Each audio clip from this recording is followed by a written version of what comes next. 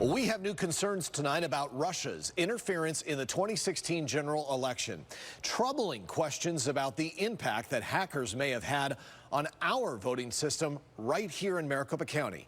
Chief Investigative Reporter Morgan Lowe has been digging into this, and Morgan is joining us here in the studio. What did you find out?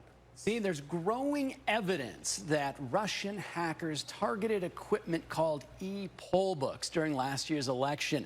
These are the tablets and touchscreens that voters use to check in at the polls.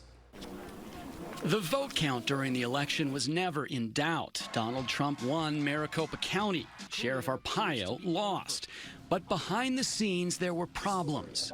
Did the Elections Department have a problem with the e-poll books in the 2016 general election? Yes. Adrian Fontes is the county recorder whose office oversees the election department. He wasn't in office at the time, but he says the e-poll books malfunctioned, lost connection to county computers, and worse. There were several instances of double voting. The problems sound eerily similar to issues experienced across the country in counties that used another e-poll book company. And some security experts worry the problem was Russian hackers. A top-secret NSA report obtained by the national security website The Intercept states the Russian General Staff Main Intelligence Directorate executed cyber espionage operations against two companies that provided elections-related software and hardware, with the goal of targeting officials involved in the management of voter registration systems. Fair elections groups worry the Russians may have been trying to create confusion on Election Day, making it harder for people to vote by disrupting the use of e-poll books. Here in Maricopa County, nearly 53,000 voters were forced to use provisional ballots because of problems at the polls. 15,000 of those ballots were thrown out.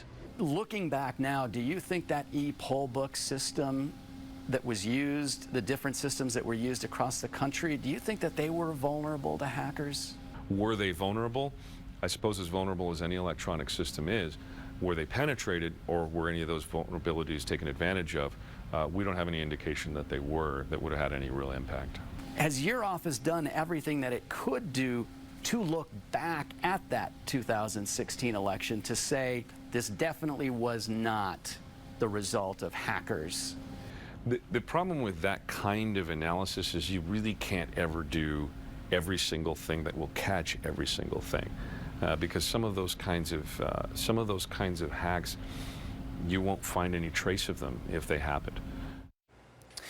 The president of the company that operated Maricopa County's e-poll books told us they were not the targets of Russian hackers, and he said he would have known if they were. Morgan, just looking at the video, it looks like they're the size of about a common laptop. What's the status of these e-poll books now?